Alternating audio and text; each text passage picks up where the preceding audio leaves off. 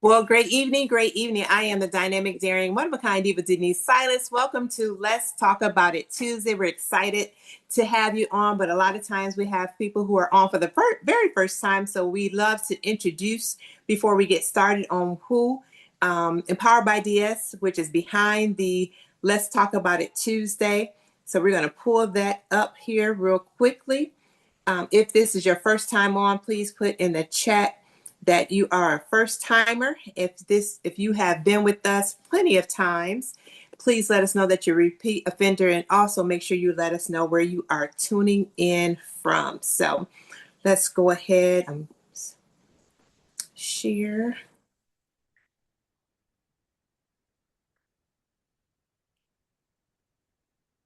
Here we go. So Empowered by DS is the brand behind Let's Talk About It Tuesday. I'm blessed to be able to work with my two daughters, Alea and Amani. Our whole mission is to empower women to be the best version of themselves. We do that through a variety of experiences. So through our experiences, we are helping women that are traditionally about 40 years and over reawaken their ambition. Our whole goal is to build community, connection, and confidence. We do this with our weekly Let's Talk About It Tuesday, where we're here right now. We also have a couple of things that are specifically for our membership based community, and that's our book club, as well as our once a month prayer call. But we also offer quarterly workshops to help women to build their personal and professional skills. We have what's called Diva Dinner and Dialogue, which I'll bring up that a little bit more in details. That gives us the opportunity to help women to build conversation through community. We also have a subscription box where we are empowering women to stay focused on the things that's important to them. At the end of the year, we start off the beginning of the year with our vision board experience, then we close our year with our vision to victory experience. Our whole goal is not to just have women kind of show up once in a while, but to really engage in what we're doing and be a part of the community so we can help them grow and to be able to hold them accountable and celebrate them along the way. Our membership-based community is based on just women wanting to go a little bit deeper with the tribe, wanting to build deeper connections, and depending on where they are in life, determines of which level that may appeal to them. To learn more about that, the number, our 662 number, 212-5851. Some of you may have gotten an email, a text from that number. If you registered and didn't get it, if you register today, you'll start getting something from that text. But if you just text back the word tribe, it'll give you more information about our community.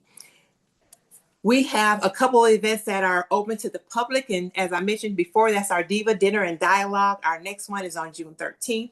I promise you the conversations are well worth it. It's really about helping women to figure out they are more alike than different. Sometimes we think we are alone in what we're going through, but there is more of us going through the same thing. And so through our Diva Dinner and Dialogue is where we really make those connections to build community and connections.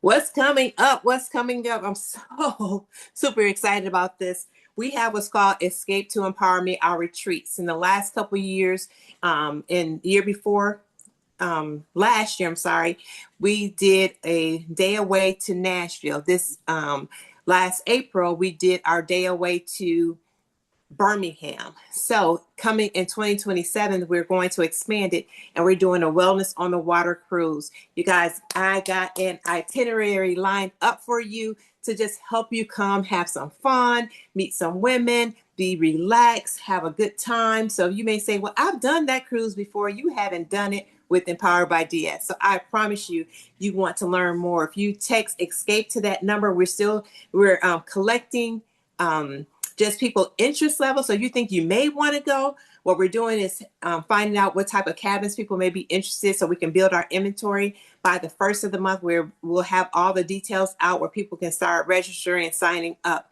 But I promise you it's going to be worth it. If you have ever, if you're here and you've been to any of our retreats or any of our activities, put in the chat so those who have not know they will miss a treat if they don't come hang out with us.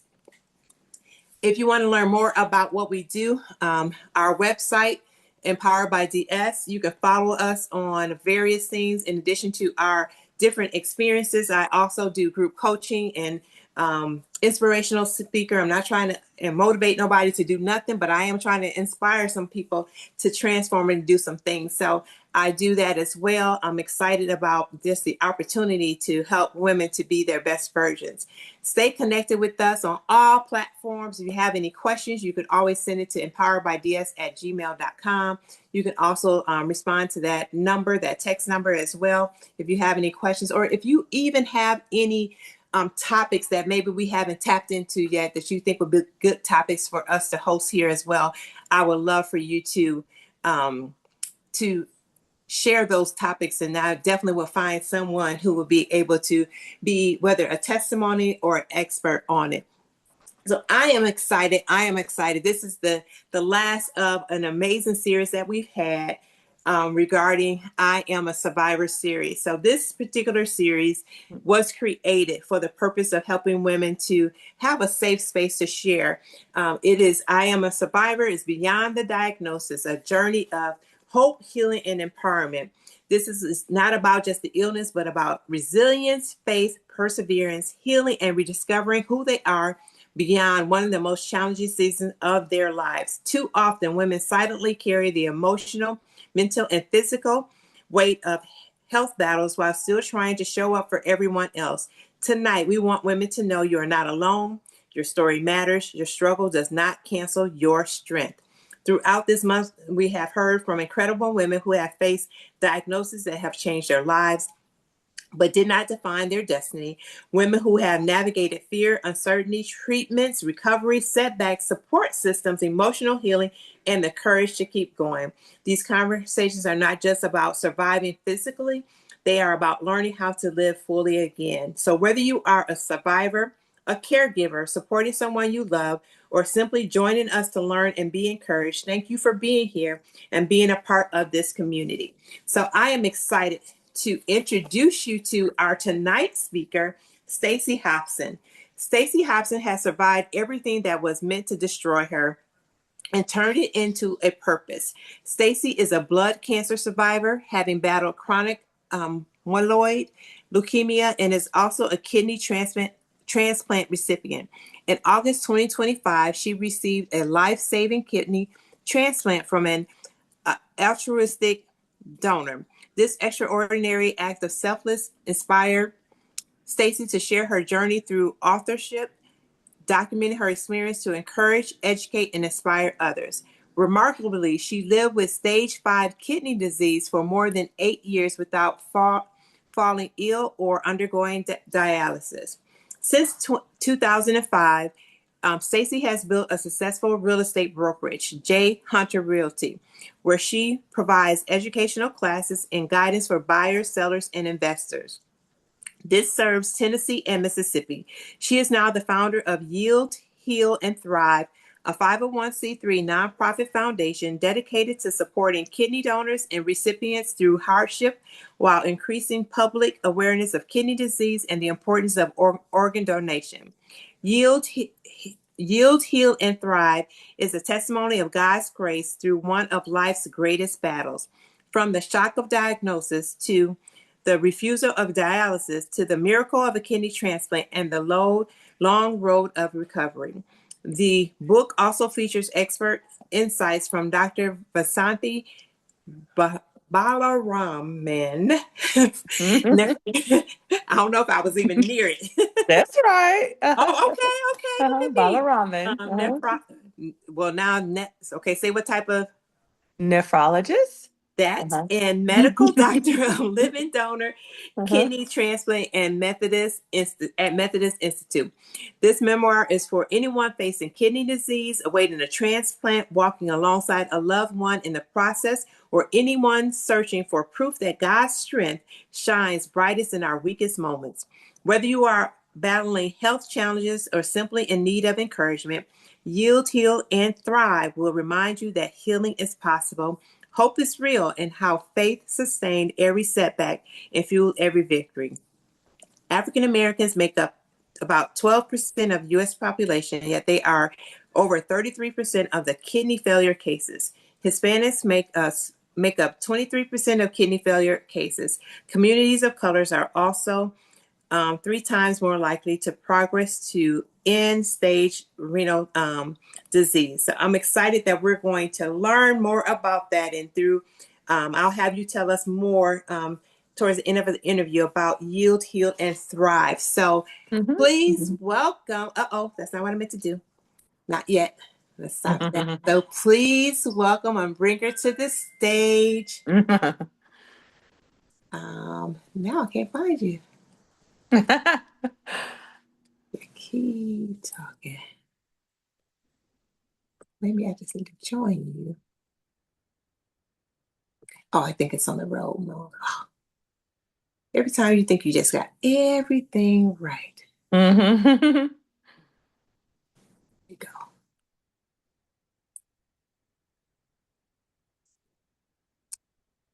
There we go. Getting there. Awesome.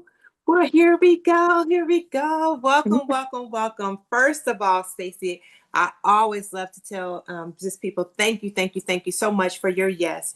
Because of our mission of empower women to be the best version of themselves, your yes supports our mission. So just because you've been willing to come and share your story, I really appreciate you taking this time on a Tuesday night where you could have been doing any old thing, but your openness and your willingness to come share with us. So I'm excited about that.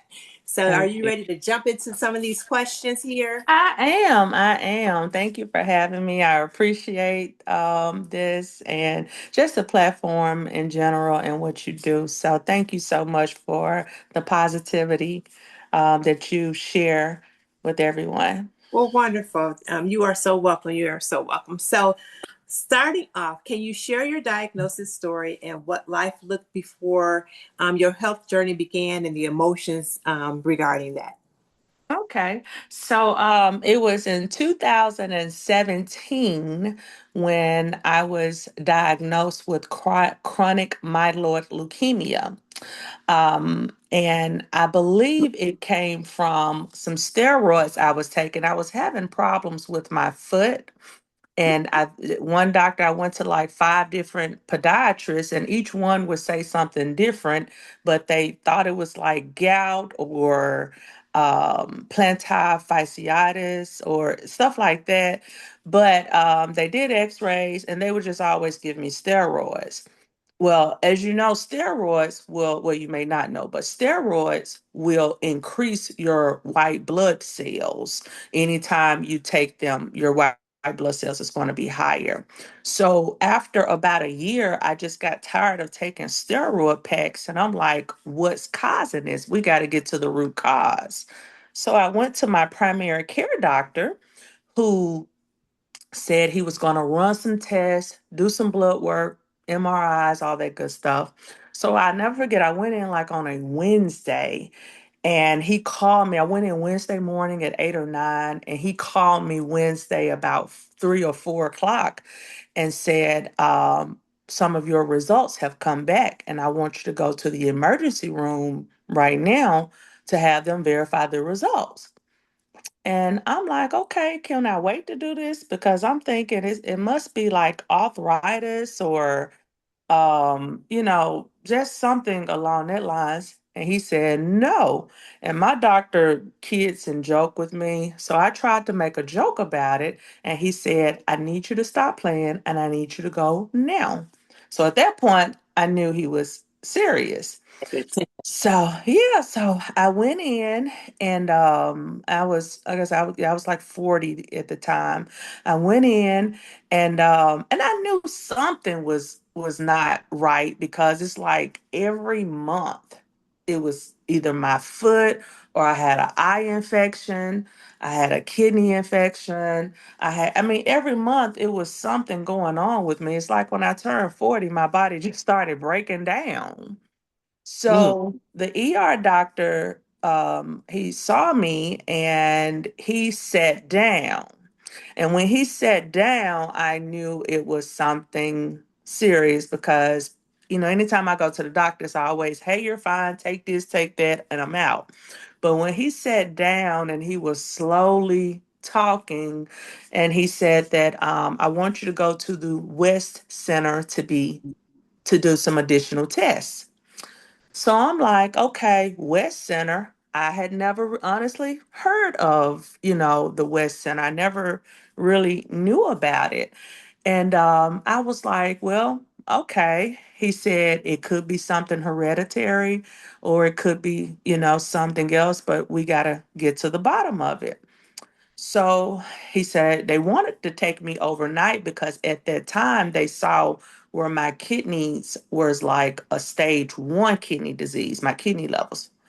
So I was like, okay, so when I got in the car, I looked at and saw that it was the West Cancer Center. And when I saw that, I'm just like, I just literally broke down because I'm like, is this what they're, thinking? Because you think of, or I thought when if it's something like that, then I would be looking sick, losing weight. I Mhm. would, So I went home that night, wrote my will on a piece of paper. I was just, I was just thinking all the worst things. And I had a dog at the time, got my dog situation. So they ran some tests on me at the West Center, and they said it's going to take weeks for that to get back. He said, but in the meantime, what I want you to do is go into the hospital. He said I had two choices because they saw where, my kidney levels were dropping. I was like at a stage 2 within like 48 hours. Oh, wow. So he said, a lot of times when you have cancer, the white blood cells ends up, causing damage to your kidneys. So they wanted to bring down, that they wanted to put some fluids in me so I could either take a pill for every day and I had to drink like 100 ounces of water a day, or I could go to the hospital for 3 days and get the medicine in me. It had to be administered under a doctor's care. Get the medicine in me and, hopefully be out the hospital in about 3 or 4 days. So I'm like, okay, I'll choose a 3 or 4 day route. And that way I wouldn't have to tell anyone, until so I went in, to the hospital. Like I said, all of this is just going in my mind because, like, do I have cancer? What are they, what's going on now? So they asked me, was I allergic to something? To anything, any medicines.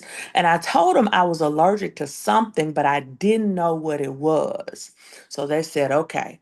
Well, they started administering the medicine to me. Remember I was in stage 1, stage 2, kidney disease. So they started administering the medicine to me.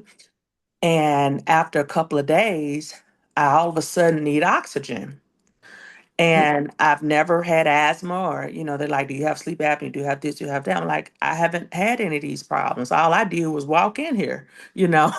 So after 3 days, after a few days, then they had the highest level of oxygen on me and it still wasn't enough. Mm. So with the highest level, they moved me into intensive care unit and it was still like 80 some percent, 89, 90%, it's still, and I was, kind of in and out of consciousness. I was so weak. I couldn't even go to the bathroom on my own. Um, I was my fingers started turning black. I literally felt the life leaving my body. And I'm like, God, what, like, I know this is not it. And the whole time I'm thinking, I walked in here. I didn't start feeling like this until y'all started trying to heal me, you know. And the doctor was like, no, no, it must be the CML that they, because I'm like, what's the medicine? It just seemed like, because that was the only thing that changed. Well, after, I can remember being in an intensive care unit and it was just surreal for me. You're talking about someone that's never been in the no more than a routine visit, and now here I am in intensive care. So I was just praying, and that's why, I tell anybody, you really have to read the word because when I couldn't, really, I couldn't pray for myself. I couldn't think for myself, but the Holy Spirit just kept reminding me, to hold to God's unchanging hand and I never forget one of my aha moments was when I was in the intensive care and I just kept asking God, like, was this it? And I called my friends and family because I honestly couldn't get a prayer through. I mean, I was just too much in shock of what was going on, what was happening to me. And the Holy Spirit brought to my remembrance the woman with the issue of blood, how she touched the hem of his garment and her faith made her whole. And it was almost within like a few minutes. The doctors, I hear some commotion and they were coming in and they said, honey, we're going to stop the medicine. We're about to give you a blood transfusion. And I was like, hold up. I wasn't saying hold up like they thought I was trying to deny it. And I could hear him saying, if you don't do this, you're going to die because my hematocrit had got down to like a 3. The normal is like 31, something like that. It had got critically low. And but I wasn't doing that. I was just praying because before whatever they said, I just did it. I didn't pray about it first. I just, okay, you say I need to do this, let's do it. I didn't, pray about anything. So at this, I'm like, hold up. So I prayed. I'm like, okay, God, um, this is your will. I was like, thank you, Lord, for everybody that was giving blood. I was like, thank you for blood number one, blood bag number two. I was praying for each one of them. And literally after they stopped the medicine and I had the blood transfusion, I instantly began coming back to life. I didn't have to have the oxygen, or within like 2 or 3 days, I was out of the intensive care unit. That whole ordeal lasted for about 27 to 30 days that I was in the hospital going through that. So as I was leaving out, the doctor told me, the nephrologist, he said, I want you to come and see me annually. He was like, I just want to monitor your kidneys. I wanted to make sure, So I'm like, okay, that's fine. So mind you, this was back in 2017. So I would go to him every year, you know, and he'd, give me a little because I've had high blood pressure since I was like 31, 32. It runs in my family, high blood pressure and diabetes. So after I, went to see him. So this year it was COVID. This was 2021 and it was COVID. So I went to see him on our annual visit and he wasn't there. He had COVID. So they asked me, they said, would you like to see one of the other doctors in the office or do you want to come back to see him? I was like, well, while I'm here, I might as well see another doctor. So this other doctor saw me and he looked puzzled. He said, "Are you going to see another kidney specialist?" And I'm like, "No." He said, "Well, why aren't you on this? Have you taken this? Have you done this?" And I'm like, "What are you, what are we talking about here? Why are you asking me all of this?" And he pulled out the chart. It was the 5 stages of kidney disease. He said, you are here, which was like stage 4 kidney disease. I was like a point or two from stage 5 end stage renal disease. So I said, how did that happen? When and how? I've been coming here, every 6 months to a year. Like, how did that happen? And he said, you've been like that since you've been coming here. And I'm like, huh? So I'm trying to gather. I'm like, no, I was in stage 2 and this and that. And he just repeated, your number has been the same the whole time you've been coming here. My kidneys were functioning at like 18%. And honestly, 18, when he said 18, the number 18, I'm like, are you saying like 18 out of 30 or 18 out of 40? He was like, no, 18 out of 100, and it goes up to 110%. So I was literally blown away. I was literally blown away, at that point. So I immediately went and got an attorney. I got an attorney because I'm like, how am I not knowing this? And honestly, I had had symptoms when I looked at kidney disease. I had been treating my symptoms holistically without knowing that it was kidney disease. Of course, I would have been a little more aggressive had I known. So, I went to the attorney and he said, it appears that, the doctor was trying to cover up because first, the medicine that he gave me contains sulfur, which is what I'm allergic to. And Wow. immediately when they stopped that, I started coming back to life. So my red blood cells were eating each other. Red blood cells are made in the kidneys. Those were eating each other, and that's what affected my kidney disease. But he said we got one big problem: statute of limitations.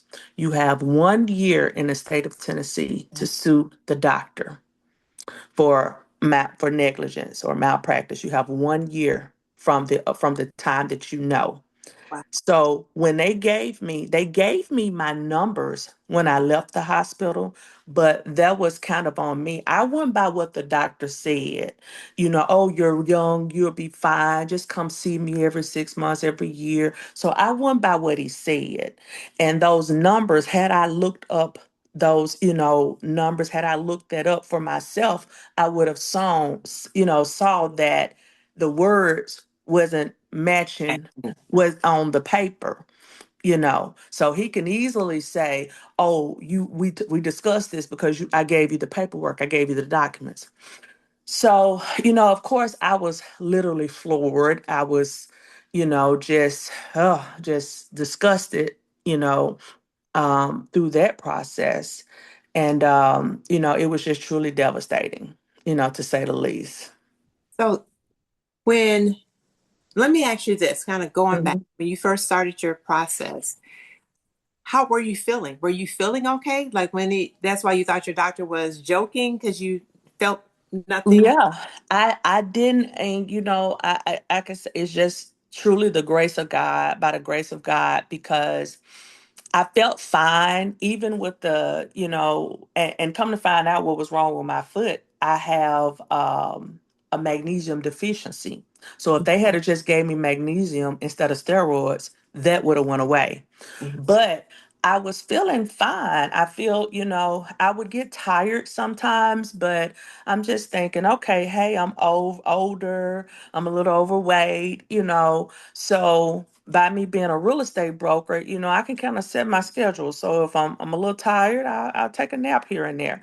So that was the main thing that, you know, um, I would say, sometimes, but I started taking this stuff called cell food, which is like a natural boost. It has vitamins and minerals, and it's organic. And when I take that stuff, man, I'm pretty much energized for the rest of the day. And I had swelling. I had my feet were swelling, but I thought that was kind of because my mom, has high blood pressure, and her feet swells, especially when she eats certain, salty, things. So I'm like, okay, let me control my diet a little better, my salt intake. And I was going to the restroom all night. Now, that's one thing I remember, not getting enough. I mean, my sleep was just all over the place because I would go to bed at 3 and up at 5 or 6, so therefore, sometimes through the day, that's why what I felt led to my tiredness, because I have some friends that say they can't, sleep at Yeah. night. So I'm thinking, okay, that's normal too, you know.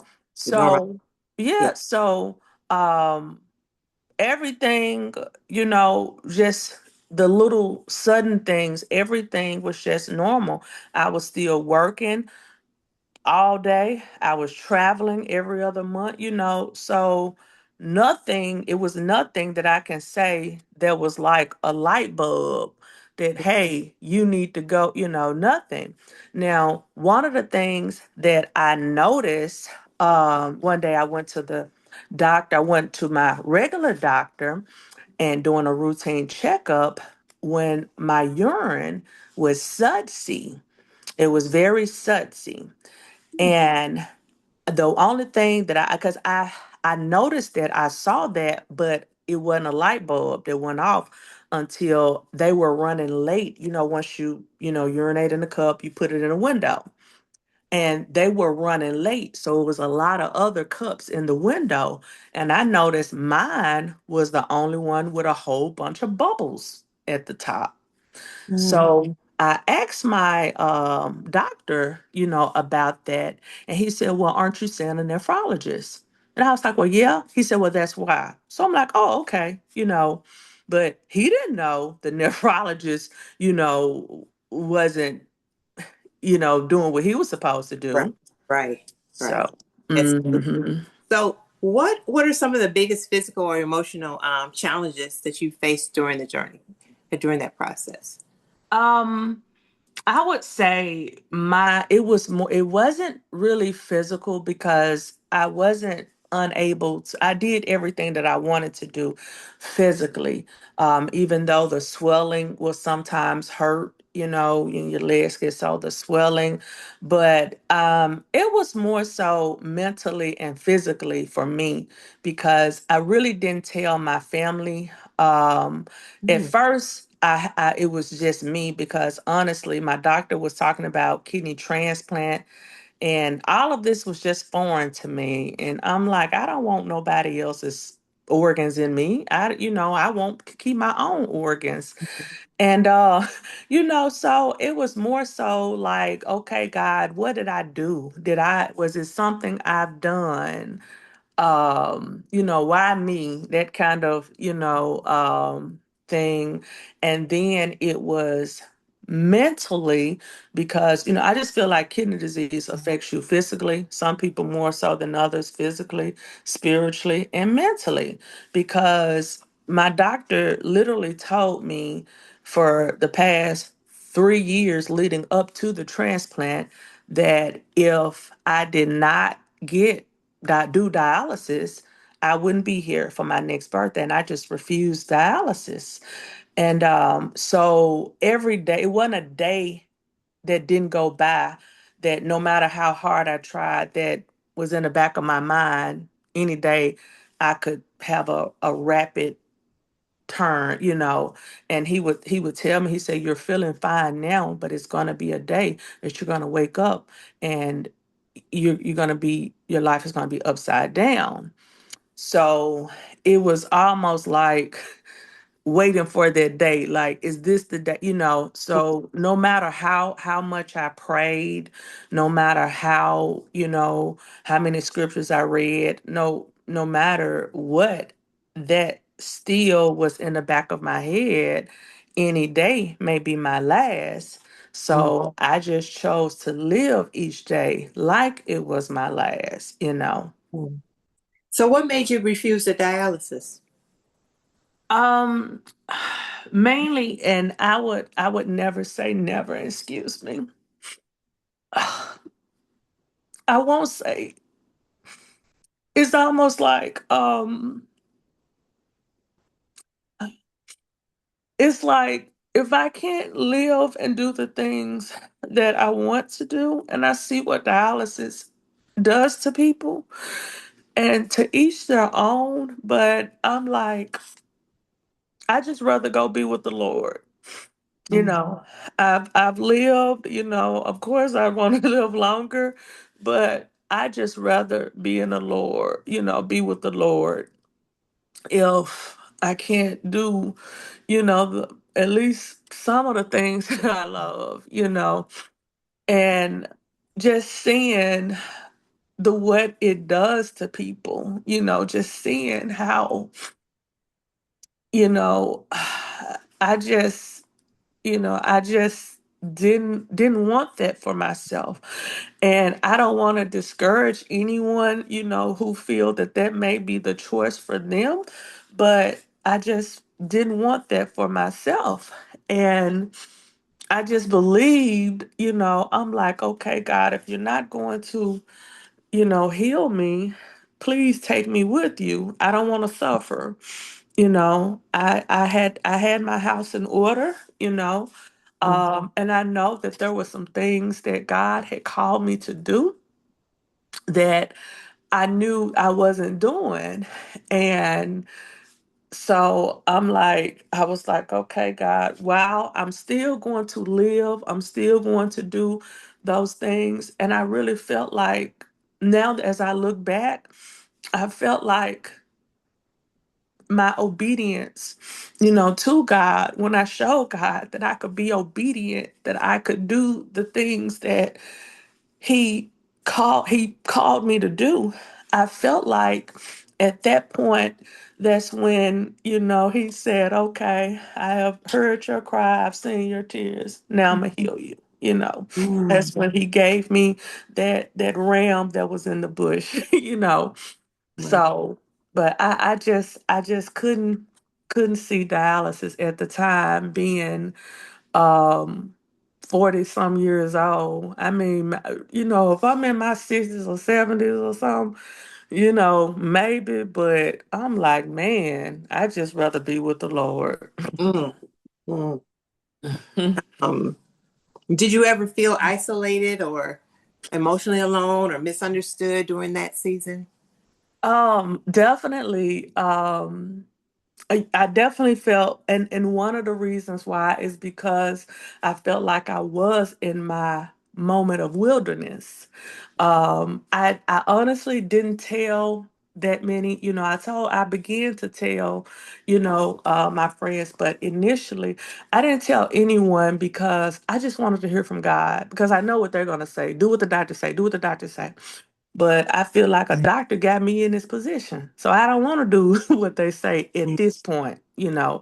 But there was my moment of, moments, years actually, where it was just me battling this. And I was okay with that, because I felt like I talked to God the most. He was the only one who could help me. He created me. He know every cell in my body. He know every organ, every system. That's who I want to talk to. That's who I want to hear from.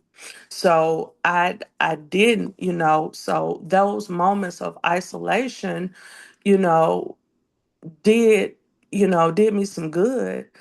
And then I was reminded when, Jesus went into the wilderness, he took his closest disciples so far, and then he went alone, at some point. So I felt like, it was okay. But then it became time when I needed to tell, I needed to, and I did. I shared it with my cousin and my best friends. And that burden did feel a lot lighter, at that time. It felt a lot lighter.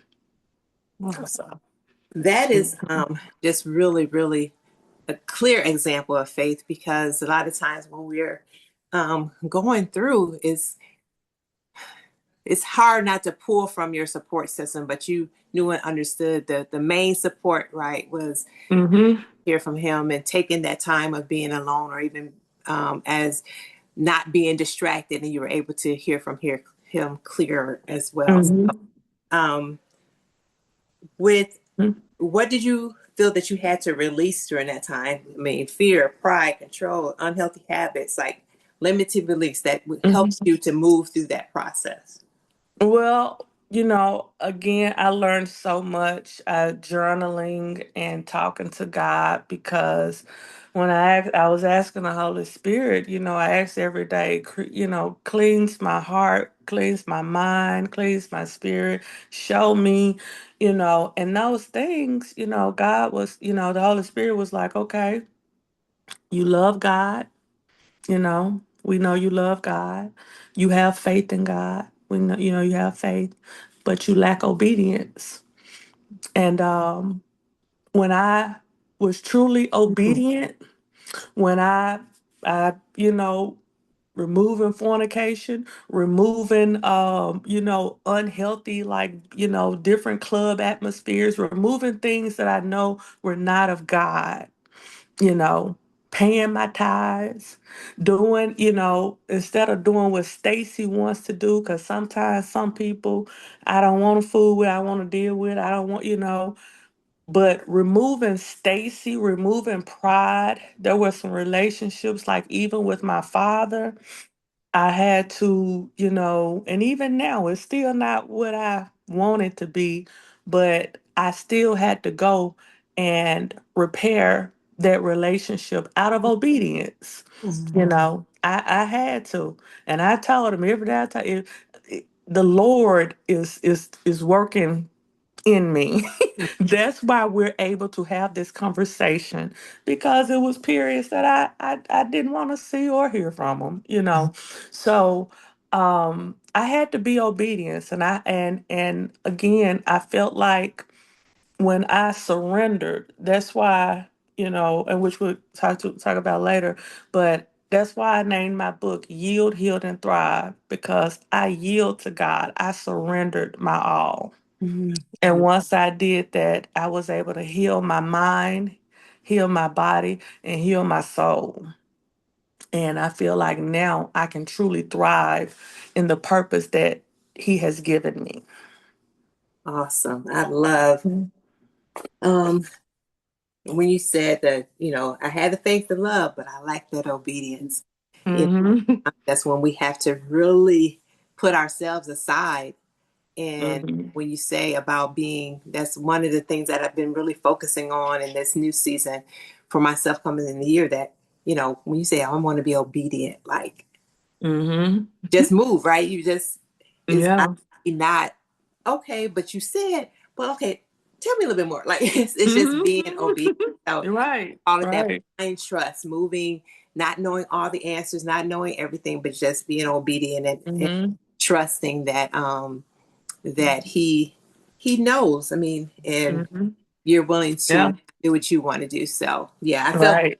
that, girl. I felt that. I felt every bit of that. So we're gonna pause for a minute. Okay. Here, um, have you tell us a little bit about the pictures that you sent. For Mm-hmm. those who may hear this recording, if you missed the whole interview, you can go to our um, the Empowered by DS YouTube channel. The full recording of this interview will be on there. So let's okay. So tell us coming up. Tell us about the photos that you chose to send. Okay.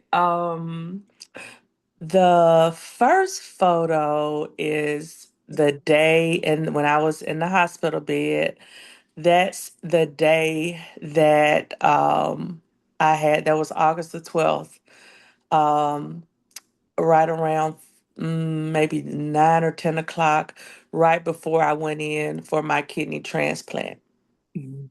So that's what that was. And that was kind of like the moment that the I had been journaling all along, but when I was on that table, I started not to tell my family, well, not my necessarily my family, but well, I did. I told my mom, and but I started not to say anything, about that. But then the Holy Spirit convicted me again. How can God get the glory if you don't tell your story? You know?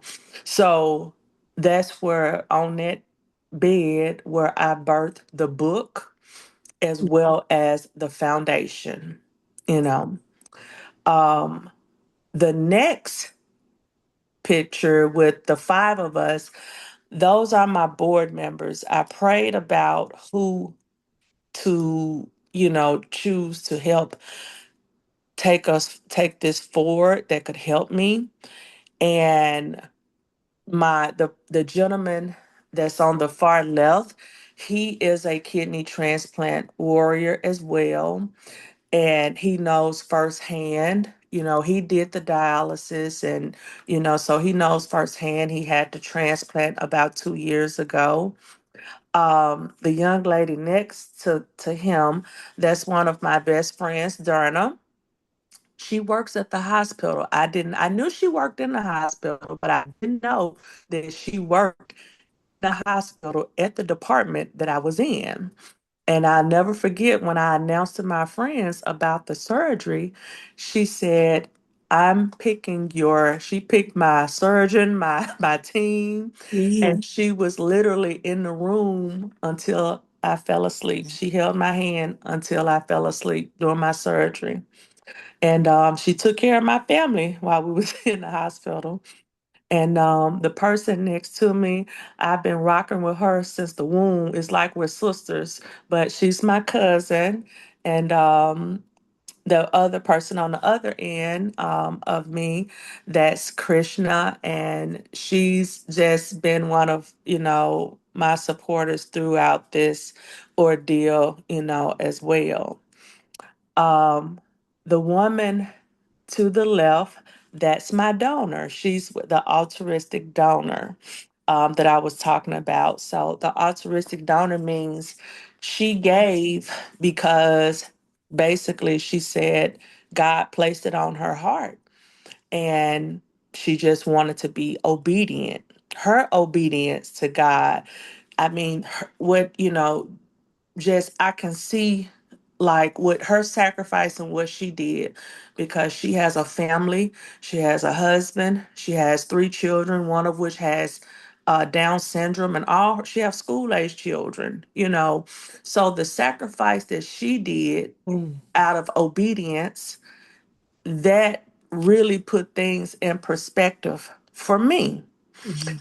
And I told you, we're sisters now. We're just sisters. We're so they might give me that kidney. You my sister.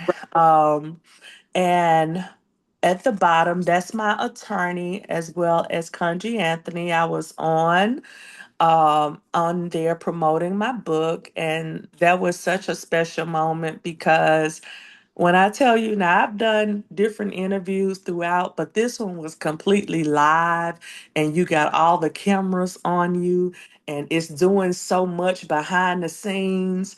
And I'm like, oh my God, this is. And Conjure just grabbed my hand and said, "You got this, you got this." Mm. So that was, a really sweet moment. And the next picture, this is when I was in Greece. I went to the House of Mary. This was actually in Turkey, or modern day, it was Ephesus. And this is where, Jesus' mother, Mary, as well as John the Apostle, this was the house that they were believed to have last lived in. And outside of that house is this prayer wall.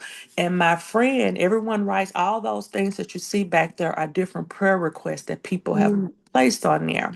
So I never forget, I wrote, "Lord, you know the desires of my heart. I pray that my will to live aligns with your will for my Mm. life."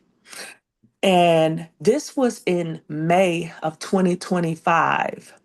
Now, what me and my donor realized, and it's so, it's just amazing to see God's work, because when I left here, I was at so much peace. I was at peace like I had never felt before. Remember, I told you for the past 6, 7 years, every day of my life had been that in the back of my mind about the kidney disease every day, every single day. But after that, I told my cousin, my traveling buddy, I said, and I share with her just how bad it had gotten, because I still didn't tell them, I was like, oh, I'm great, this and that, but my kidneys had got down to functioning at 7%. Mm. And so I told her, I don't know what God has for me. I said, I honestly don't know if it's my transition or if it's something that He has in store for me. I said, but I know I'm not going to be able to travel for a while. This is going to be our last trip. And she just sat on a bed and we just cried together. And, she's like, well, we're going to be okay, this and that, we're going to enjoy this trip. And while I was doing that, Facebook has this memory, that comes up. And my donor tagged me. While I was doing that, she was being tested at the same time at the university. She was being tested for the kidney, for see who she was a match with. And lo and behold, it was me. Oh gosh. So, and then the last one is that's one of my team members because real estate kept me so busy, I didn't have time, you know, to I didn't have time to have a pity party because so I thank God for that. Wow. Wow. Hmm. What Yeah. a story. What a story. Yeah. Story. Yeah. Thank you for sharing. You just don't know. I remember at that Sunday at church when she was there and you guys, Pastor Orr had you on stage. So I was Yeah. there. I remember her. So when I saw her face, I knew Yeah. exactly who she was. Yeah. Came through, and so it was Yeah. very touching when you shared it that day, and really hearing Mhm. all the backstory. And I would see you, with your real estate. You just don't Yeah. know what people are going through, have gone through, Mhm. what their story, what they have to share. I mean, so Mhm. I just appreciate you taking the time and sharing it with us. Thank you. So, Mhm. which leads us, I think this is a great time to even talk about this Mhm. question. As we know, with your donor, is what did you learn about asking for help, receiving help, or being vulnerable? Um, well, I learned one that I'm not alone. I learned that God put us on earth and he put people here on earth, for us, to help each other, to build each other up, to speak life into each other. So, and just, just having, of course, I don't want to go through this ever again in life, but I thank God for the journey, looking back. I thank God for all the mountaintops and the valleys because it's like I know God like like no other.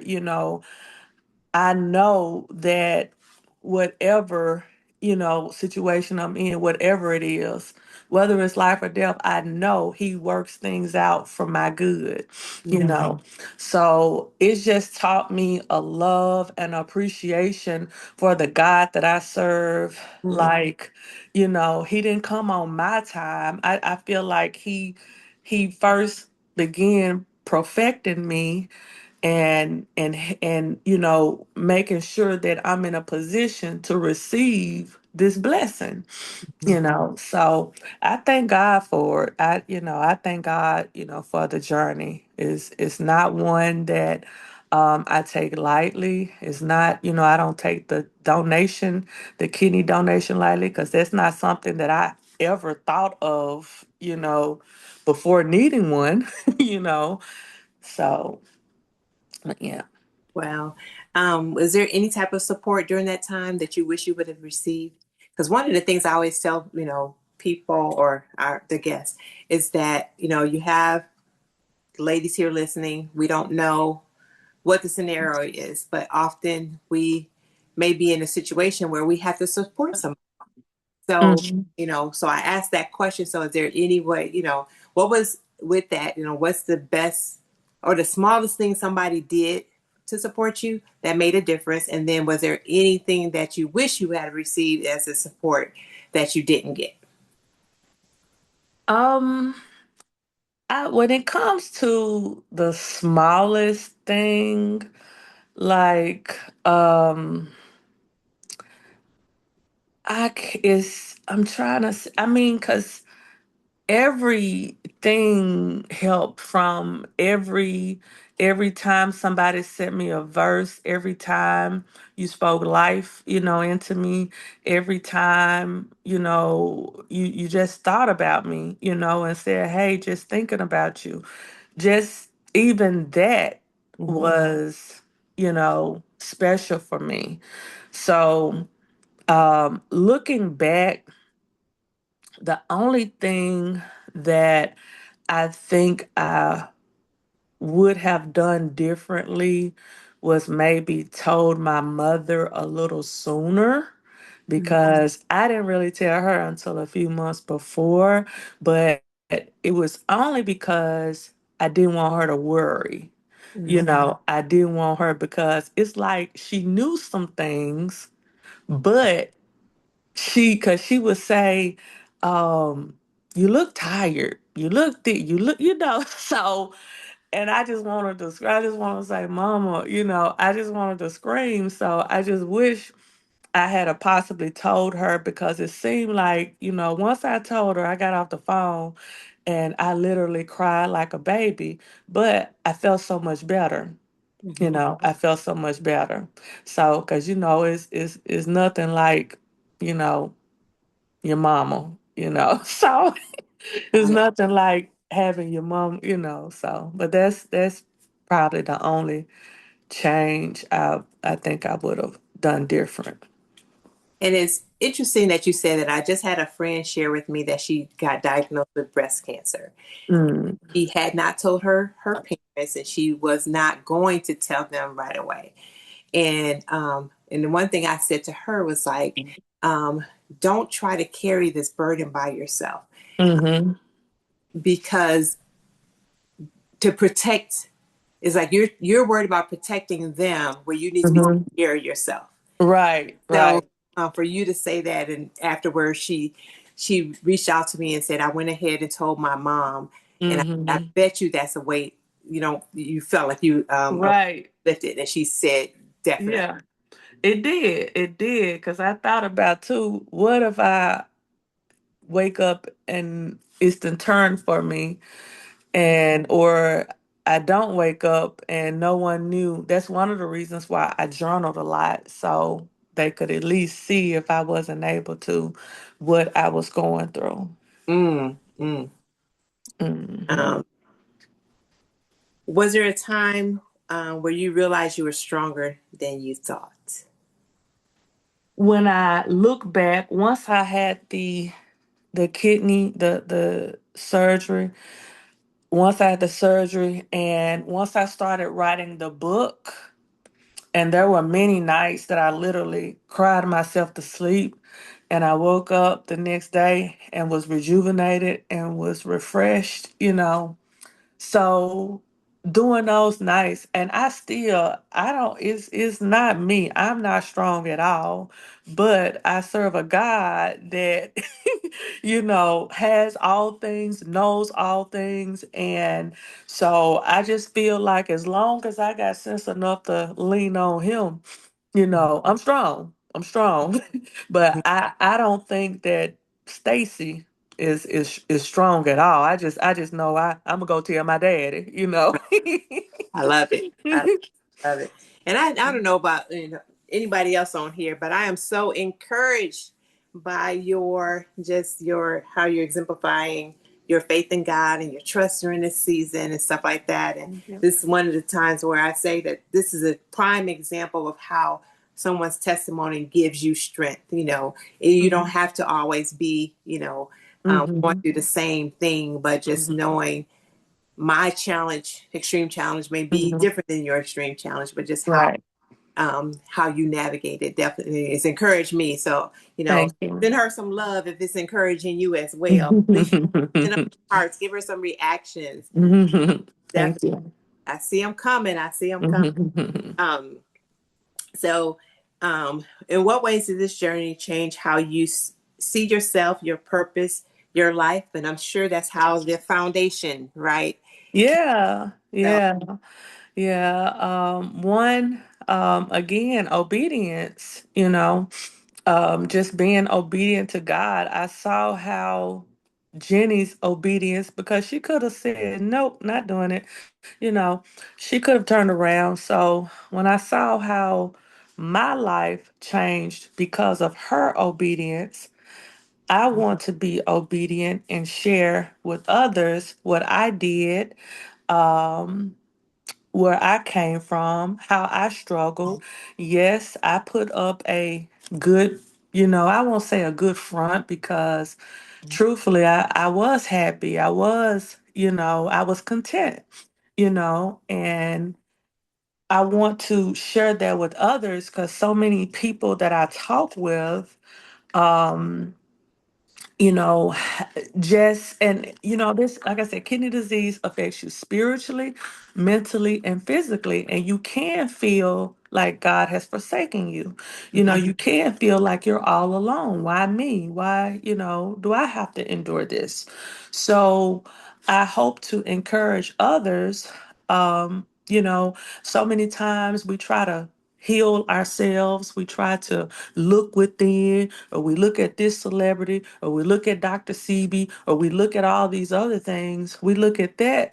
None of those people created you. They didn't make you. They don't know you, So you first, I know it sounds cliche, but you first got to get to know the God you serve, the God who created you, Mm-hmm. because he created you for a purpose, so find your purpose, find what God has for you, and go from there, and go from there. You can't heal yourself. You didn't make yourself. You can't heal yourself.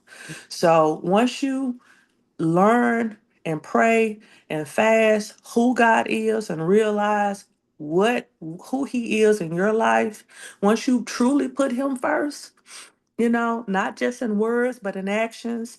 And, once you do that, then, you know, um, I feel like all this other stuff can fall in place for you. You can't skip past, That's you good. got, you gotta start at the root first. Yes, yes, yes. Um, Mhm. what would you want to share with women who may currently be facing a similar diagnosis, a similar experience that you Mhm. gone through and shared tonight? I want them to yield to God, surrender your all, focus on your healing mentally, physically, and spiritually, and then thrive in whatever it is that God has for you. So tell us a little bit more about your foundation. Okay, so one of the things that I learned my first month, you got to remember I didn't go through dialysis or anything, so I didn't have Medicare and all that other stuff. Um, I had my Cigna insurance, and insurance, even with Medicare, Medicaid, even with that, they're not paying for everything, you know.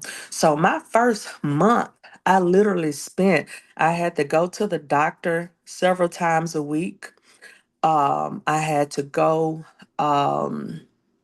to my medicines. I had to pay all those different deductibles. So I literally spent about $1,500 that first month outside, and just on medicines. Other bills still coming, still got to pay light bills, still got to pay, and I'm like, "Ooh, this is scary because this is month one, of this. I got how many more, So one of the things when I go, to there, many people are having to choose between, you know, eating food that they shouldn't be eating because it's cheap and getting medicine.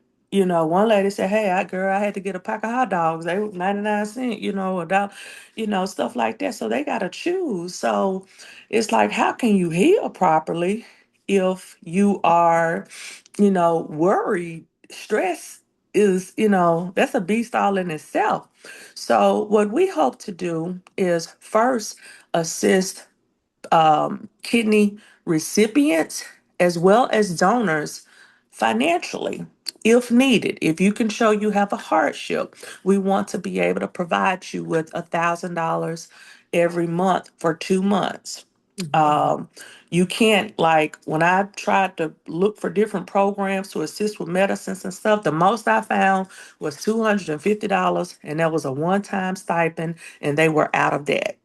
you Mm, know mm, so we want to be able to assist people that have a hardship.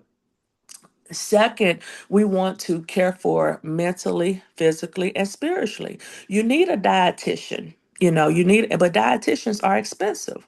They are expensive. So we hope, the doctor would tell you, okay, cut this out, eat that. It was so general with the stuff, but everybody is different.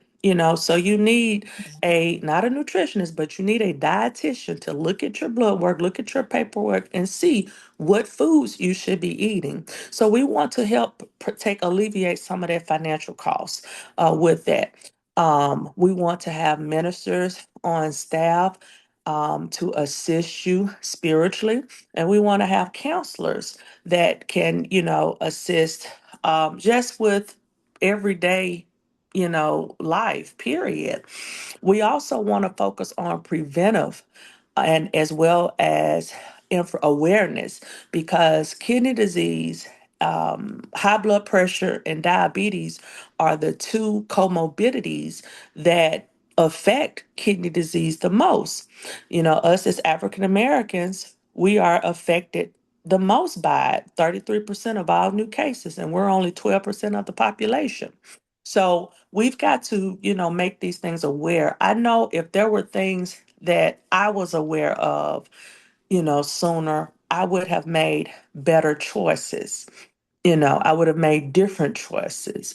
So we just want to make sure that people are aware, especially of kidney disease, because 1 out of 3 people are walking around here with it and don't even know it. Mhm. When you're in stage 1 or 2, that's very reversible. It's reversible if you do the work. So those are our hopes, and we just pray that no one else has to go through this without alone, basically Right. alone. Right. Do you have anything that's coming up, or how can they support you um, and support the foundation? We do have some things that are coming up. I'm actually hoping to hear back from Brown soon, because we do want to have hopefully in end of June or July, we want to make sure that we have a seminar, a workshop for people at all stages. Because, like, if you're at stage 1, you should be eating different than someone at stage 3 or stage 4. So we want to have, we're going to have a dietitian to assist you at whatever stage of kidney disease that you're in with your eating. Then with your moving, like a lot of people will tell you, walking is good for you, and it is. But if you're having some type of kidney disease, it's not the best. You need some type of strength training. So we want to have a physical therapist there that will assist with what you should be doing depending on what stage you're in. Because if you have high blood pressure or kidney disease, more than likely you're at some stage in with kidney disease. If you have diabetes or high blood pressure, you're at some stage of that. So we want to have that, and we hope that Brown will get back with us soon about the space. But if not, we do have some alternatives. But to support us right now, Stacy Hobson, my first and last name, StacyHobson, author.com. And there we have a link that you can donate to the Yield, Heal, and Thrive. We are working on our website. I've been in school, actually. I'm taking Christian apologetics, and my first semester was overwhelming. So now I'm like, I'm not going full time, I'm gonna have to do 1 or 2 courses. So now I can, just kind of focus on that a little bit more, so that can go ahead and get up and going, because I've still been talking with so many people that's facing kidney disease, and it's just so disheartening to me that it's like they're falling in the same pitfalls that I did. Like, I didn't know I should have a dietitian. I didn't know. I mean, they'll say, okay, reduce your protein. What does that mean? you know, Everybody's protein level is different depending on your size, your height, your weight. So we want the more, I feel like the more you learn, the more you know about this, the more and the better choices you can make. Right. Right. Hmm. So if anybody has any questions, I know we have a few comments in here. Um, Go ahead, put I don't know if Randy can put the website that you said, I'm going to share an image that have it all on it, but if they can drop it in the chat, that would be great too. Um, let's see. So we have Rhonda Skurlock has said, thank God for you and sharing your testimony, Stacy. It happened just like it was supposed to. I'm happy that I was invited to your birthday book signing launch. God bless you. Pam says, this woman here is about to make me shout, glory, hallelujah. Thank you, Jesus. Yes, yes, yes. Kim Wee said, I'm in a storm now since 2026 started, and the doctor have no answers for me, and I can't walk right now. I was given medicine I was allergic to at the skilled nursing center, and I have only God to lean on. Thank you for your story. Please keep me in your prayers. Definitely. You're muted, Stacy. Stacy, you're muted. We can't hear you.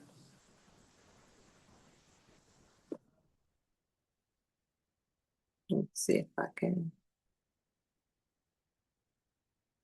request you to unmute. Okay, There you here go. we go. Okay. Oh, I was gonna say I'm so sorry that happened. That's kind of what happened with my kidney. They gave me medicine, and so I'm so sorry. I would definitely be praying for you. Um, it's Kim. That is.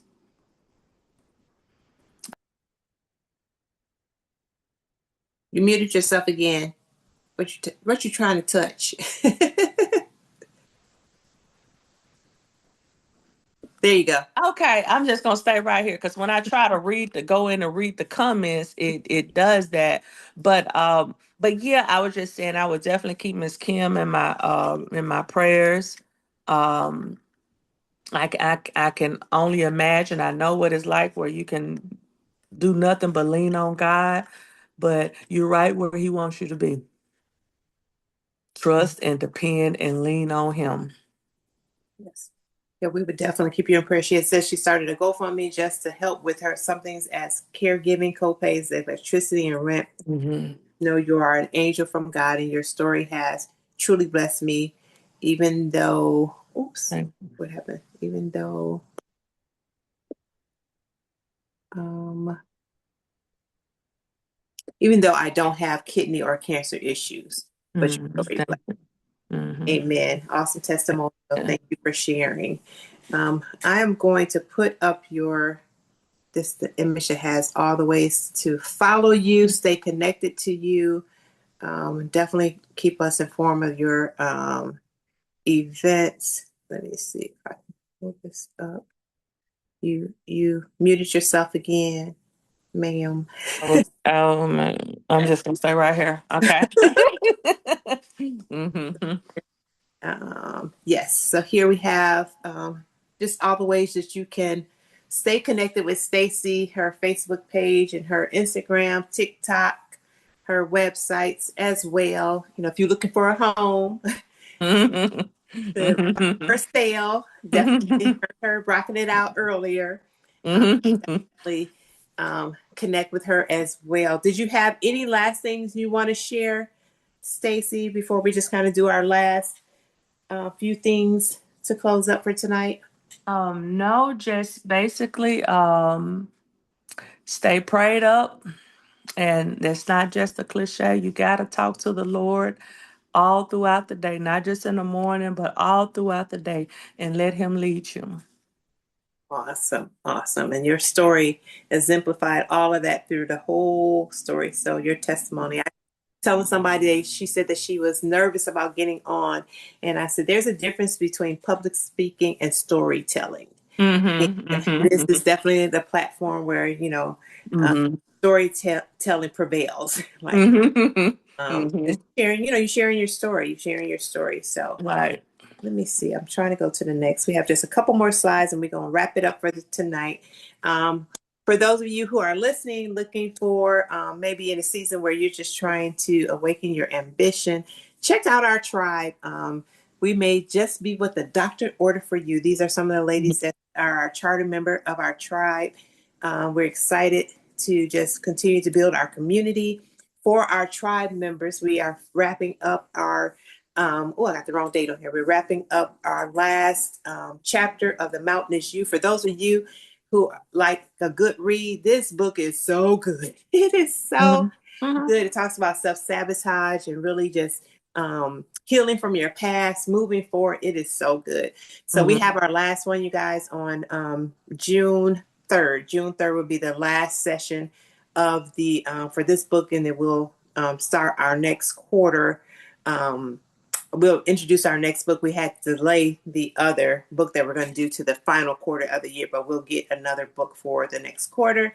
And then we're excited. Pam, who's on here, has been awesome in leading. We do a once a month prayer call for our tribe. And our next one is June 7th. So put that on your calendars, Decide Tribe. And then stay connected with us as well. You know, if you want to learn more about what we do, just text back the word tribe to that number. And we would definitely love to tell you more about the things.